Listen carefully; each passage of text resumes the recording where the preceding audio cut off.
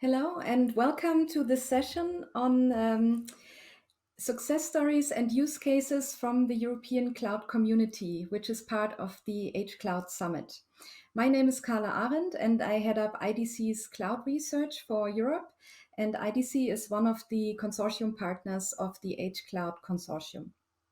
And today in this session, we have three great case studies that you will hear about, where you will learn about some best practices and some great technology that has been developed in the European cloud market.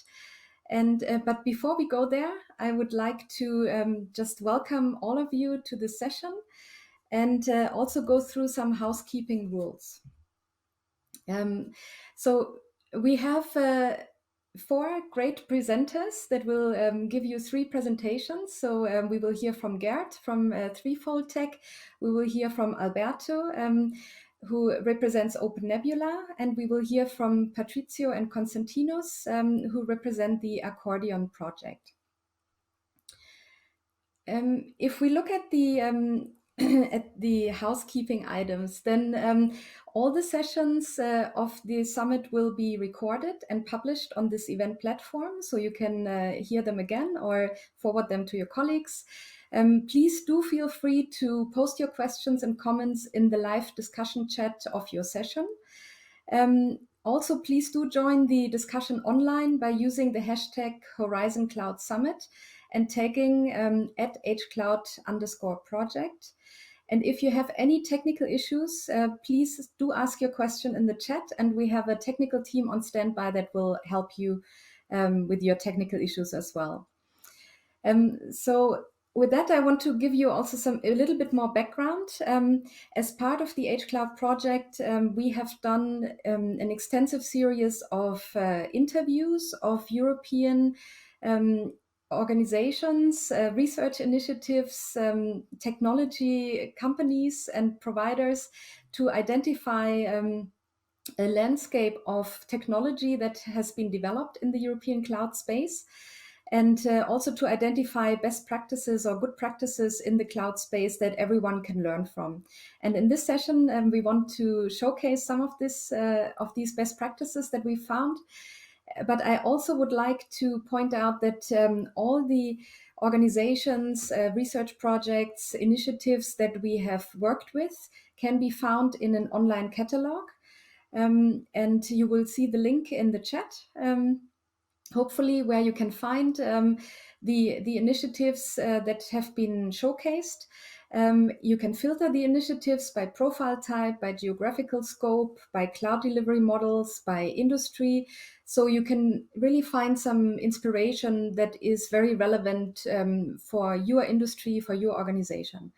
In the catalog, you will find more than 250 profiles, of which 100 are research and innovation projects, 95 are private initiatives, and 38 are public sector initiatives, and 14 are PPAs. So there's a broad variety that hopefully will inspire you and give you an idea of some best practices that have already been developed in the European cloud market. And with that, I would like to introduce our first speaker, Gert Martelix, who is responsible for business development and project management at Threefold Tech, which is a Belgium-based company. And they have developed the world's first peer-to-peer cloud ecosystem. So over to you, Gert.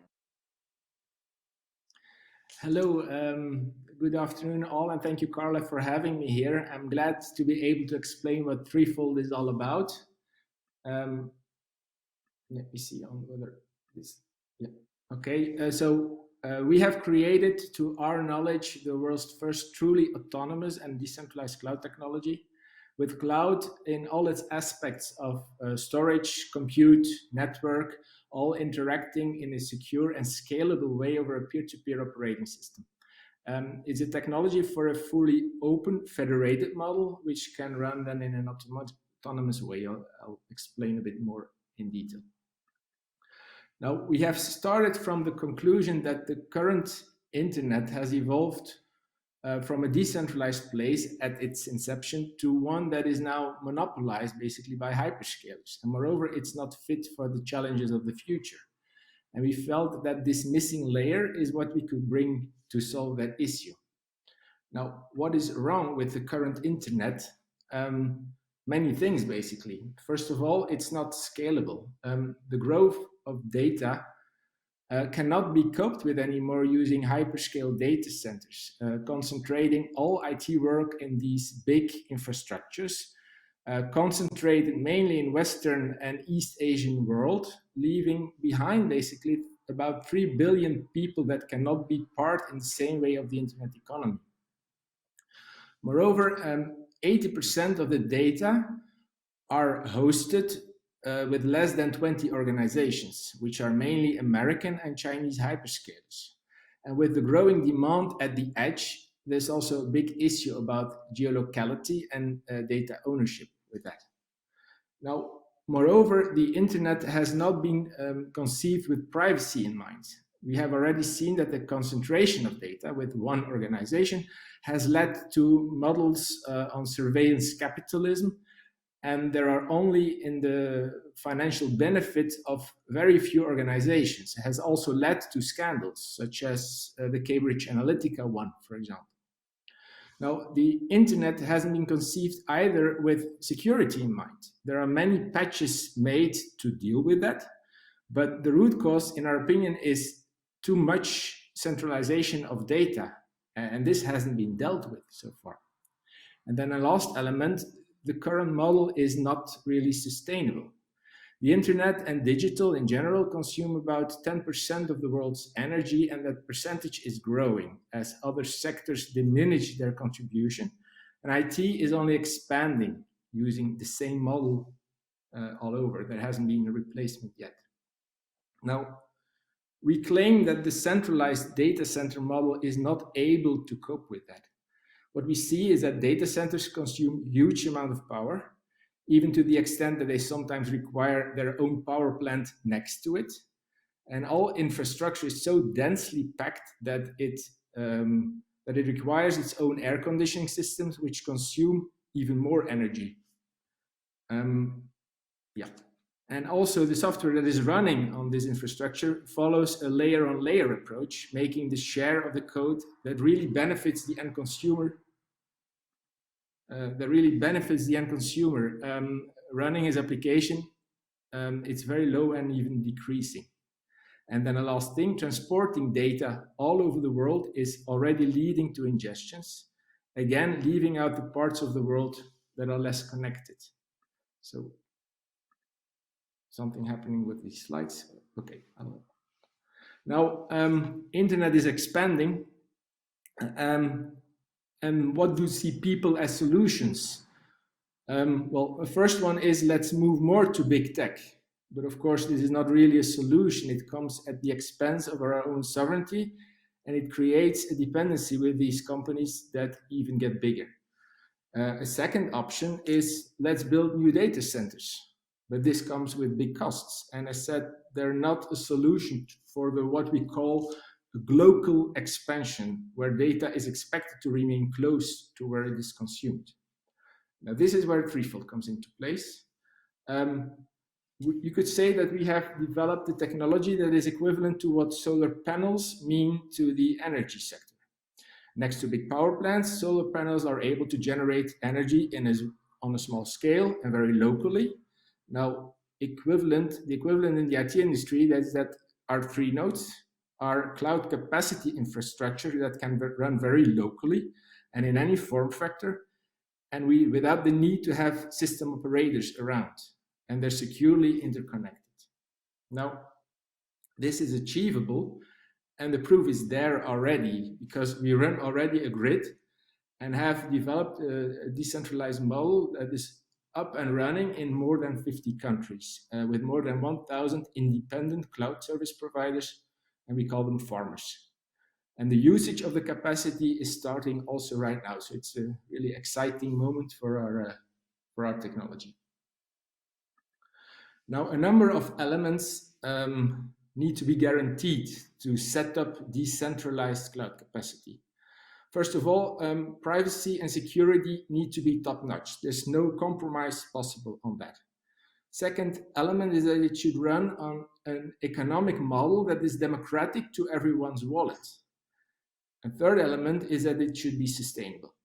Yeah, and for the new workloads, such as Web3, IoT, the metaverse now also, 5G, etc., even more characteristics are needed. You see them here on this slide. But I want to focus on one more in particular, which is decentralization. In two ways. Decentralization in terms of data ownership, first of all. By that we mean that every individual and every organization is master of his own digital life and owns his own data. And the second thing is the data locality, which means that workloads should be able to run close where they are consumed. Okay, now we need a number of what we call magic ingredients, and the main magic ingredient to get there is an operating system. We have developed one, it's called ZeroOS, and we believe that only at the level which is very close to the hardware, where you have the best control to make storage, compute, and network interact in a secure, fast, and privacy-enabling way, you can make sure that it becomes endlessly scalable without holes in the system. And with this decentralization built in, as in this multi-user peer-to-peer operating system, every user has his own identity represented by his own private keys. Now, in order to make it fully work, we take benefit of the decentralized model to improve the primitives that this cloud system is working with. First of all, storage. Storage is dispersed in an intelligent way over different hardware capacity devices, which could be owned even by different CSPs in a way that hacking into the hard drive of into one hard drive becomes useless and data is incomplete. Second element is that we get rid of all hacking surface of the operating system itself.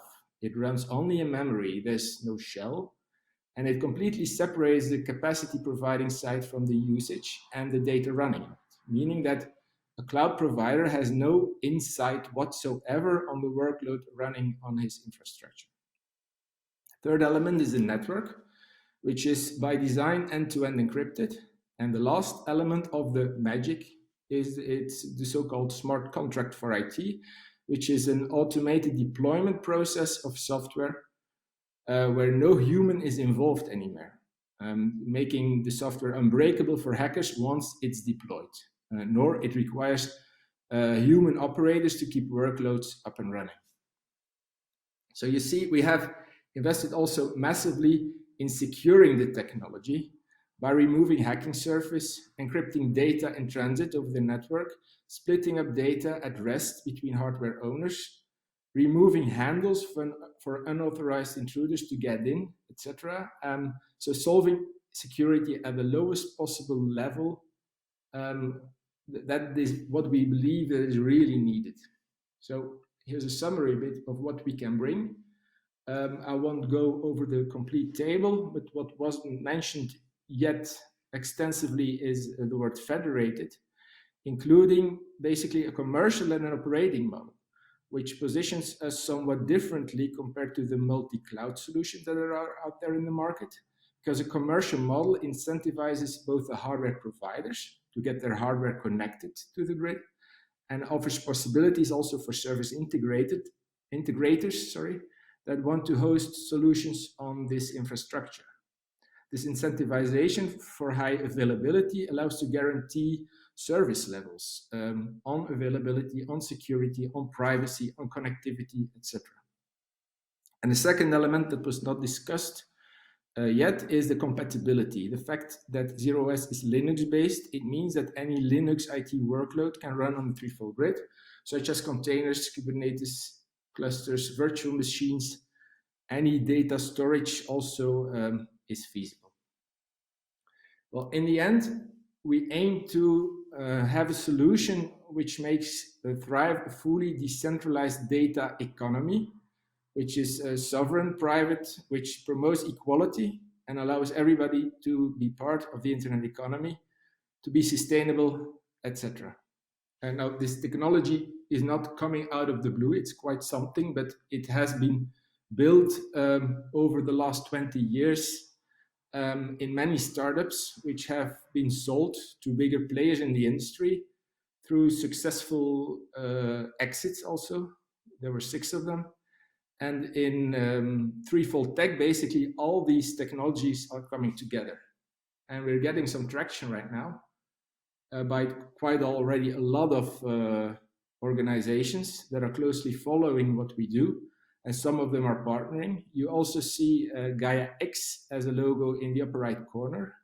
We are day 1 members, but moreover, it looks like we can take up a role of cloud federator in exact terms as GaiaX architecture has described it, and which is a role that appears to be mandatory to be filled in for the viability of GaiaX. So I think that there is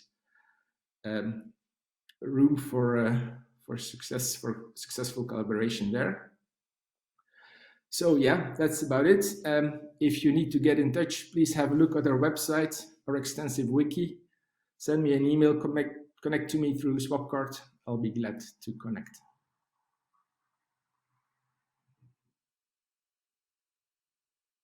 A fascinating presentation. It's I'm always amazed when you present about this technology. So thank you very much. And for all the listeners of the session, please do enter your questions into the chat function, because we do have some time at the end to do a Q&A. And if you have some questions for the presenters, I'd be very happy to ask them on your behalf. But now on to our next presenter. Alberto Marti is the Vice President of Open Source Community Relations at Open Nebula. And he's going to talk to us about Sovereign Edge EU, which is a new European open source initiative. So the floor is yours. Thank you very much, Carla. Hope everything's fine with my microphone, volume, etc. Thanks a lot for inviting me to talk about this new project we are launching these weeks. It's a project it's an initiative we're really excited about, and I'll explain to you why we've decided to join and co-create this initiative along with other European open source technology providers. So first of all, those are my contact details in case anyone wants to just follow up with an email or some other questions after today's event. Just feel free to send me an email. I'm normally based, or our headquarters are in Madrid. I'm not always based in Madrid, but if you come to the city, just let me know. So some background information about the Open Nebula, not Open Nebula Systems, which is the company behind the Open Nebula project. As I said, we have our headquarters in Madrid. We're a European open source company. We became the only European open source infrastructure as a service solution really back in 2008. We've been developing the product since then. We are, as I explain in a second, a success story emerged from European funding, and I'd say a success story emerged from European funding well invested, which is not always the case. We have offices in some other countries, including the Czech Republic and the United States.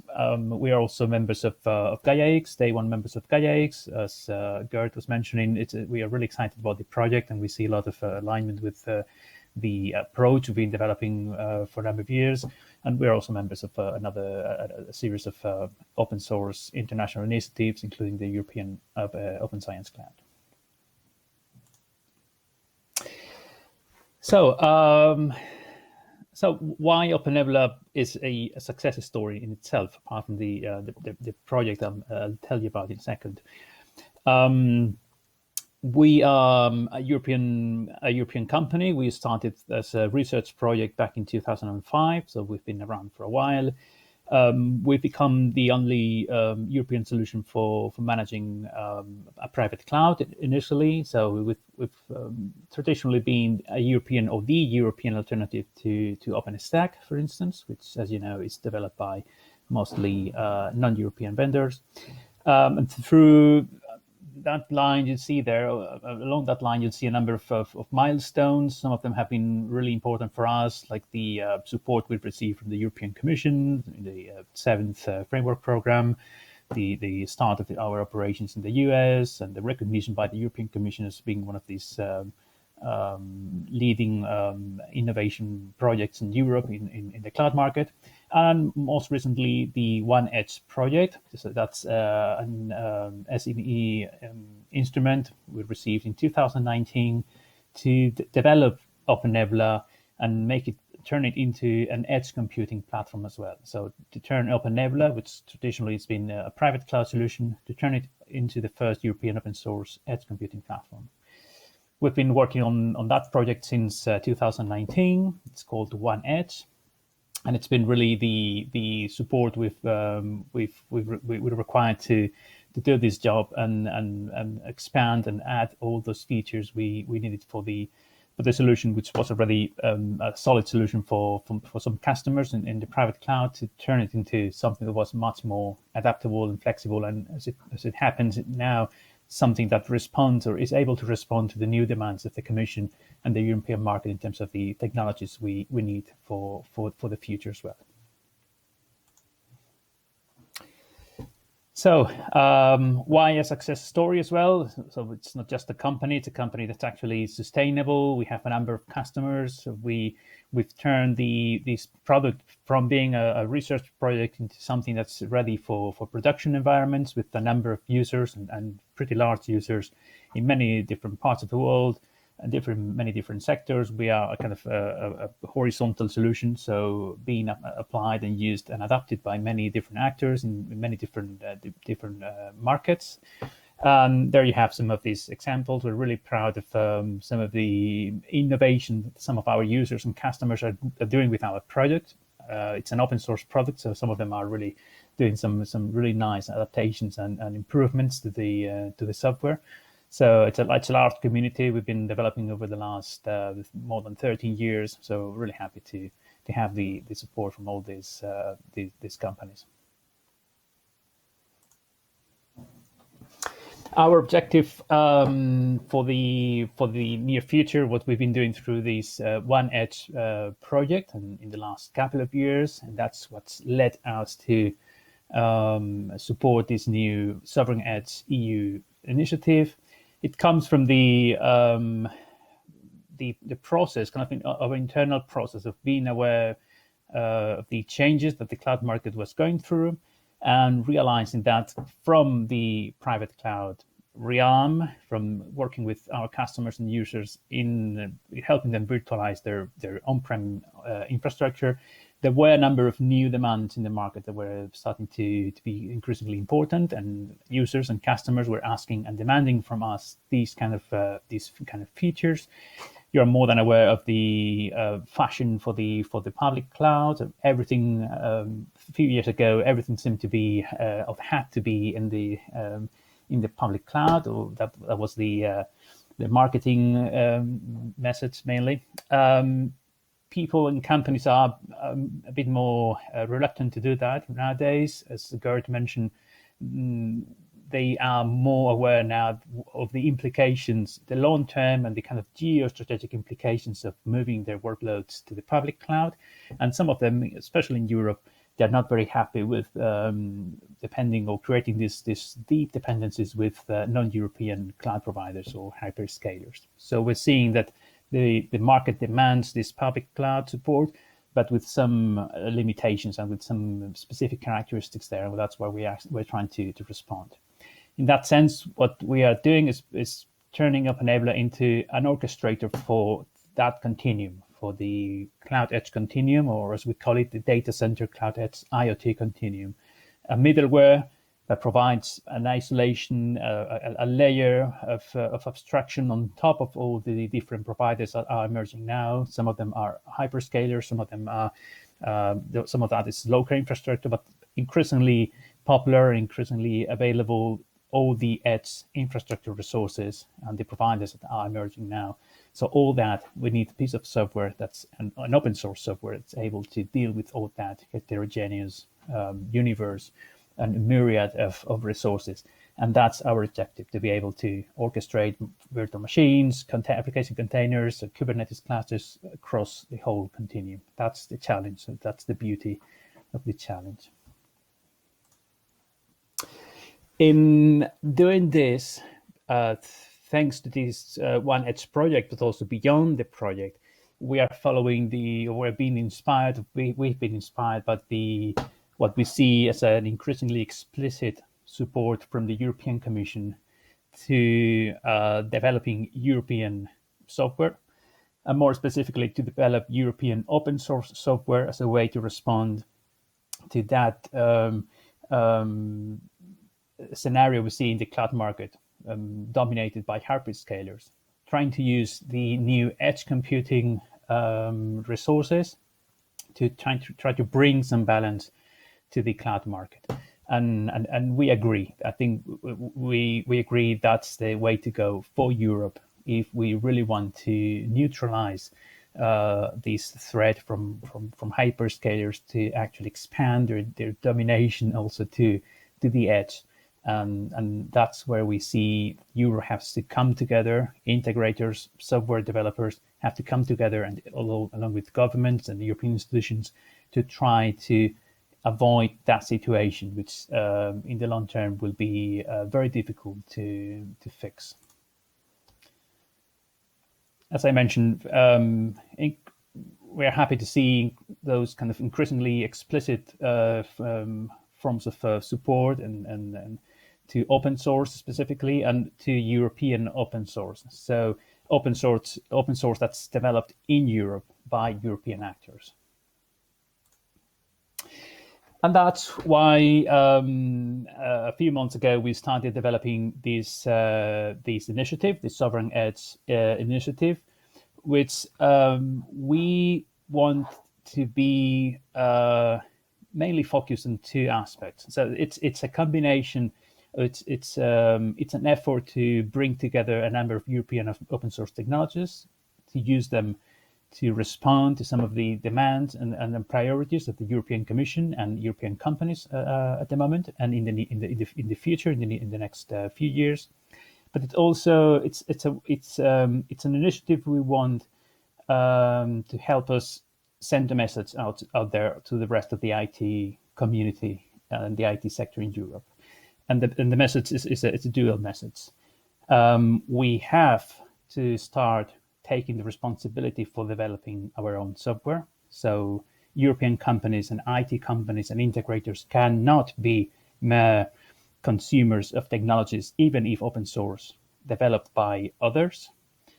And two, and by we again, I mean the IT sector as a whole, we cannot waste European money any longer. So we need to really use the European innovation funding to get to work and put this strategy together, so to do something sustainable in the long term. So the time for wasting European money with research and development projects that go no longer than 3 or 4 years and no sustainability plan in the long term, beautiful software that no one uses after a couple of years after the project's finished, that's over. So if we really want to change things, we have to come together with a sustainable plan. And for us, that means open source communities. And we have to really use that software, not just for research and development projects, beautiful projects, but for actually changing and making our software more competitive and more powerful. And that is a change in the culture, in the way some of companies in Europe have been using this funding till now. This is our idea for this new open source initiative. So let's use open source, European open source, to build the edge cloud that Europe needs. Let's use technologies that already have a powerful and solid communities in Europe. let's use a number of pieces of software that are trustworthy, that are supported by European companies, have demonstrated that they are ready for production environment. Let's put them together. Let's join forces. Let's expand that stack of technologies with support from hardware manufacturers, integrators in Europe.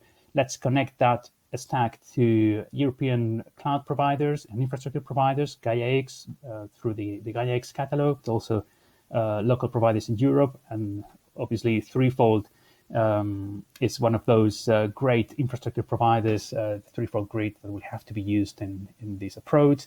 Let's bring all these capabilities together and let's do something that's sustainable in the long term and really has an impact in the market in the long term, beyond the funding we get from public bodies. One of the initiatives we're working on at the moment is the Ipsi on cloud infrastructure and services. So using European open source technologies to offer a European alternative, sustainable alternative, open source for the Ipsi. That, as you know, it's a project that's been supported by a number of EU member states, working closer to the infrastructure level, at the cloud edge level of the stack, and again, already with a very clear objective to develop European open source technology. So let's bring together the best and the brightest of the IT sector in Europe, and let's build something solid for the future of the continent. The slide looks a bit weird, but you know why it's just. But this is another project we've already put in place. It's a proposal for Horizon Europe for a specific call back in October this year. I'm really proud of this proposal we managed to put together. It's the first time the European open source sector has come together. At some of these companies, the first time they actually submit or they join a proposal for a European research and innovation program. And this is our common response to the demands and the priorities that we see in the continent right now. So I'm very happy that we were able to put this together a few months ago. And just to conclude, again, this is a task that requires the collaboration and the support from many different actors in Europe. It's not just the European open source sector. It's not just a number of companies, smaller or larger companies to come together. We need the support and this change in the culture of a number of other actors in Europe, including investors, but also mainly large integrators in Europe, and research organizations have to come on board to really help us put something together that's sustainable in the long term. And we see that there are a number of really interesting opportunities in the future if we actually manage to do that. So that's all from my side. Again, if you have any follow-up question, just feel free to contact me after today's event. Thank you. Great. Thank you very much, Alberto. I agree that the cloud edge continuum is such an important area, right? And it's really great to see that the European open source community is coming together to develop open source solutions here. So thank you very much for this overview. And we are now going into our third presentation. But before we do that, I would just like to remind everyone that you can ask questions in the chat and we will answer them in the Q&A. But the next presentation is being done by Dr. Patrizio Dasi, who is a researcher at the Information Science and Technologies Institute at the largest Italian research institute on ICT, and also part of the Italian National Research Council. And he is joined by Konstantinos Tserpes, who is an associate professor at the Harakopio University of Athens. And they will present to us about the Accordion platform and how Accordion brings next generation applications to the edge. So the floor is yours. Thank you very much, Carla. Thank you for this introduction. I'm really excited in taking part to this event. Thanks for giving us this opportunity. I'm also happy to have this talk after two very strong innovators that presented us their products and their work toward very, very nice innovations they are bringing to the European market and community. Concerning ourselves, as Carla mentioned, it's me and Professor Serpes that talk at this event. We are here most as a researcher than innovators, presenting the project we are leading essentially together. Me as a coordinator, he as the essentially author of the entire architecture of the system. Um, our project stem from the recognition that the cloud computing itself has been a very important modern revolution. It has been essentially the achievement of a long-lasting dream of people that, starting from the grid on, started reasoning on the concept of utility computing, namely the idea of bringing computing in the same way you can access to heating, to water, and all the other kind of facility that you are used to rent and buy without any knowledge from the place where they are produced or in the way they are actually brought to you. And um, we cannot avoid to recognize one point, one key aspect, that in this very nice revolution with a lot of advantages, something has been left behind. Not all the application that now you are using running from your own computer are easy, or at least simple to be moved on the cloud for many reasons, ranging from the inner feature of the application itself. For instance, applications that are requiring very low latencies or high bandwidth in terms of network connection, but also on the many constraints that you can have on the data they are working on, for many reasons actually.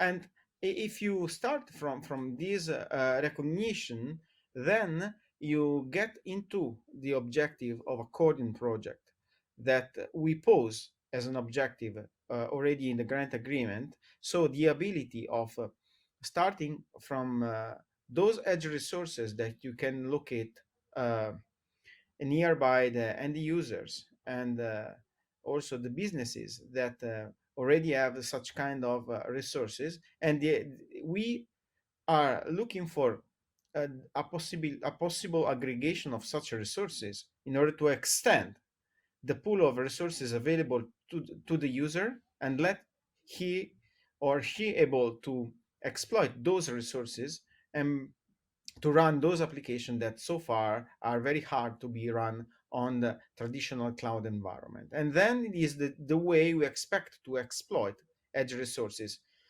leaving then the cloud as a last resort, not as a key element on which to run the application. How we are trying to achieve this goal?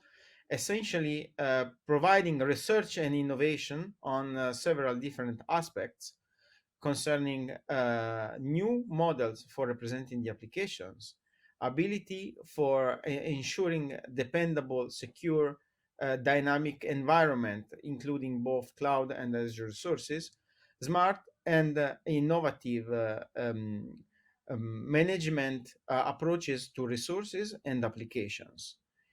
Also, networks is part of the picture, of course, and we are also a specific action that deal with that part of the story. That is of paramount importance in order to achieve what we just mentioned. Privacy is not left behind, of course, because we are also using some learning-based approaches for ensuring a right satisfaction of privacy constraints.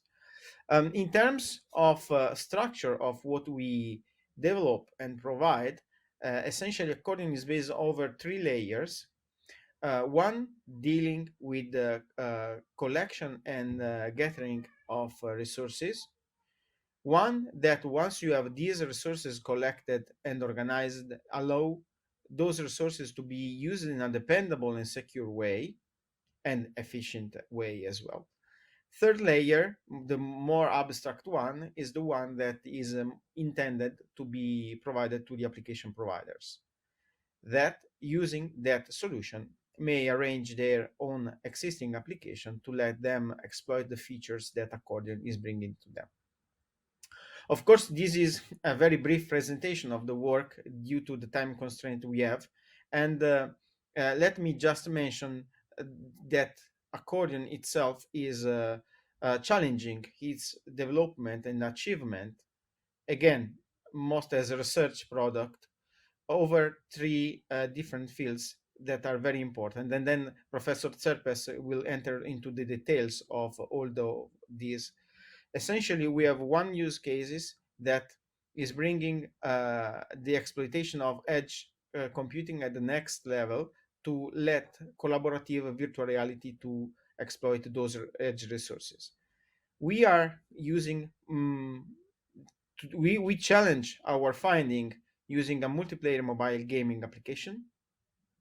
And last but not least, we are also having one use case that is trying to bring the edge technologies into malls and other kinds of environment to allow advanced digital marketing. We feel that these three classes of application are very important to challenge our product.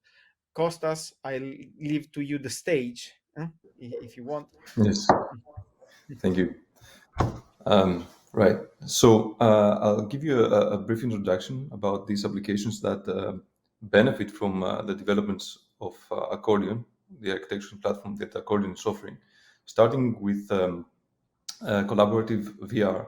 It's an application that Orama VR is developing, and the key idea is that they would like to go a step further, add more users into this VR space and allow them to collaborate, interact with one another, and they would like that to be to come, out of the box. So once they wear the VR glasses, the head-mounted displays, as they call them, to be able to immediately immerse in this environment and be able to interact with others, disregarding of their location.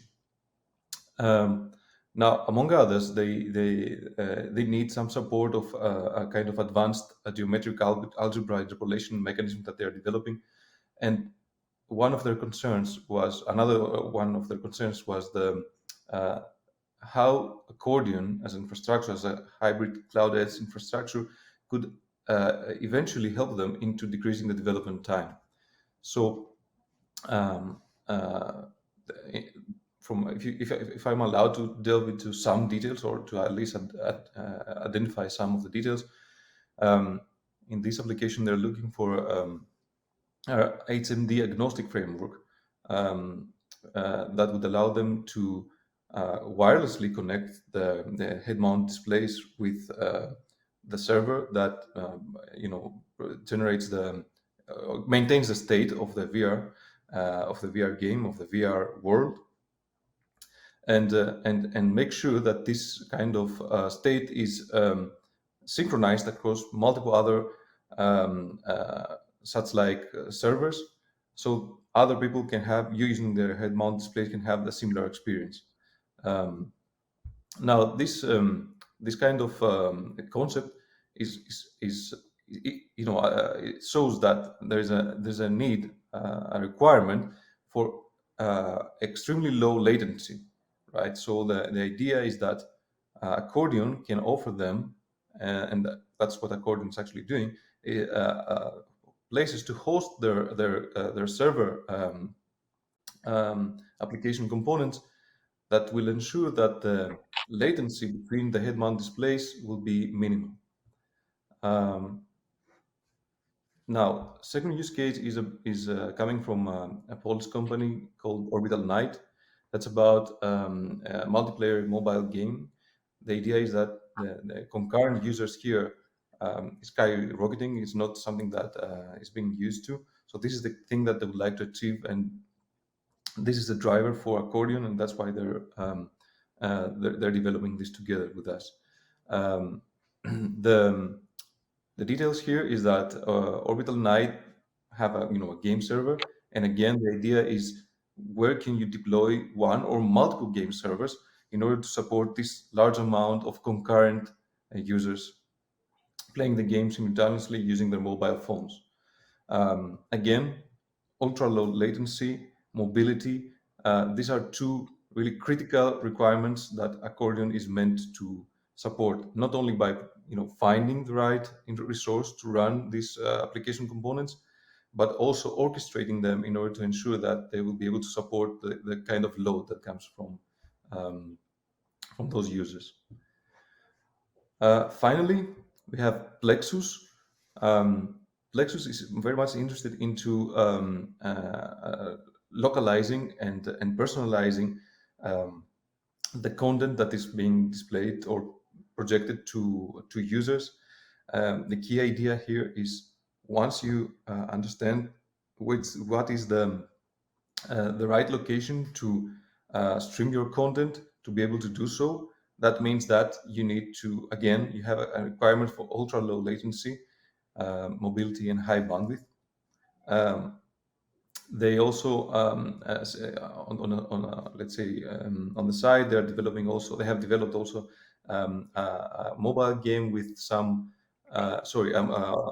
mobile game with some augmented reality elements, in which, again, the idea is to be able to understand where the user is and adapt the whole experience based on the location and the kind of context, the environment that they're in. So again, the main requirements are, as I said, latency. Migrate application components, host application components, with the main criterion for doing so would be the latency, the reduction of latency. Now, in conclusion, we have this platform for maintaining a kind of edge cloud continuum, and it's a layered approach, and we are trying to mitigate issues like ultra low latency, and by employing mainly, let's say, intelligent approaches that will allow to federate resources in the most, let's say, efficient way and serving the purpose that we mentioned earlier. So I think that should really close our presentation. Thank you very much for having us here. It's a pleasure to listen to the other presentations as well. Great. Thank you very much, Patricio and Konstantinos. Fascinating also how we have worked our way up from the hardware layer and then up to the software stack. And I would like to do a very quick round of Q&A at the end. I would really like to understand, what was the key learning from your project so far, or what was the key best practice that you have learned from developing your technology to this level that it is today. And first of all, I would like to ask Gerd to give your view. Okay. Well, what we have learned so far, we are already in the third generation of our technology, because basically, in order to collect all the pieces, especially in decentralized technology, it requires some architecting and re-architecting stuff. So our first version was way too slow, basically. The second version was way better, but still did not have the decentralization that it required, because basically we were still in the middle of some of the components. And now we're there on our testnet with our third version. And we believe that this is really the version that we can go out to the market with. So, yeah. Great, thank you, Gerd. So it's really building on the experience that you have built over the years. Great. Absolutely. Thank you very much. Alberto, from your point of view, do you have some best practice or key learnings from developing Open Nebula to the point of today? Yeah, I think the main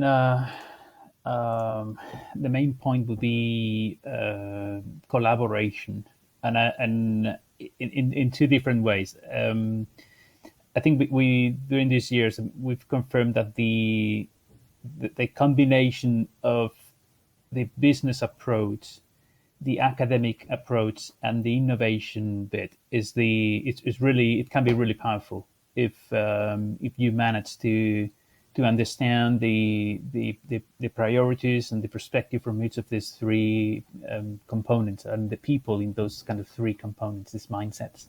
But when they both, I mean, when they all come together, I think that's it's really nice. And also collaboration with the whole ecosystem. I think as a technology provider, we could be developing thousands of different features, but then in the end, it's the users and the customers, but mainly the members of the community who have to lead that, and you have to be able to listen to what they are actually asking for. And that's difficult sometimes when you come from a background where what you like to do is just come up with different challenges and then try to fix them just for the sake of fixing them. Right. But I think collaboration is also one of the key traits in Europe, or one of the key capabilities that we are trying to foster across the European community, right? Both But between the business and the research community. Yeah. It's a challenge. Great. Thank you. And Patrizio, what is your view? What were some of the learnings from the Accordion project? From what concern myself, then I guess Costas may have a different feeling, but my personal feeling is that there are two aspects very, very important. Beyond the one that has been already mentioned by Gert and Alberto, I fully subscribe what they said. But one thing is there is a lot of room for foundational research, especially when you move to edge aspect. And I was used to work a lot on distributed and decentralized computing, and so I perfectly I agree with Gert about the many challenges that you need to put into that. I mean, that arise when you try to go strongly decentralized, and is a whole war that start from scratch, and you have to deal with it. And I think that Europe can play a role on this, especially if you look at what Alberto mentioned, that I guess was related to the digital decade agenda on the setup of thousands of edge devices all across the Europe. And so this decentralization could really play a role that could be a very something that we really can pose against the hyperscalers in order to give to the European economy one chance. But again, these require, from my own perspective, a lot of foundational research. The other aspect is that the application that we are trying to face with Accordion are very challenging, but very, very stimulating, and that's very, very nice to work with that kind of applications. Great. Thank you for your view, Patrizio. And Konstantinos, what is your view in terms of what you've learned from working on the Accordion project? Right. So I'm really happy to hear that other people here have similar experience with us. So we're not standing alone here. For instance, going back and forth is something that's happening all the time with the architectural development. And yeah, it's a kind of relief to hear that, to be honest. The other thing is indeed collaboration, but not only that. I mean, we're very lucky, to be honest, to have a very engaged group of end users, and that sort of makes a difference, at least from my past experiences. We have their support, the full support, and and they have sort of clear views of what they would like to do. Sometimes they might seem extremely ambitious, but at least this is a driver for achieving something that's innovative and probably will add some value not only to them but also to others. And I think that's a kind of a key thing that we could invest in, not necessarily from a technology point of view, but rather from I don't know, a procedural point of view. This kind of engagement with the end users, I think that's kind of a driver for making something that works and adds some value. Great, yeah, great point. So a co-innovation between the users, the research community, and the business community. I think, yeah. Yes, exactly. Great. So thank you very much for sharing these insights and sharing your projects as well with the community. I hope everyone found it very inspiring. And Thank you very much for listening, and I would now like to hand over to Monique to close the session. Thank you. Thank you very much. I hope you can hear me. I'm assuming so. I would like to thank Carla and all the speakers of this last session, but also all the speakers of the day. It has been a dense day. We had several rounds of discussions, 2 in the mornings and 2 in the afternoon. We will continue tomorrow. So tomorrow at 9:30 a.m. Central European Time, from 9:30 to 10, we will have an opening session moderated by Mark Dietrich from the EGI Foundation, and we will have Klaus Otradovec from Atos that will give a presentation. Then we will have other sessions along the day, always in collocation with the Cloud Expo 2021. And you can also follow the discussions and follow up via the chats, but also on the social media.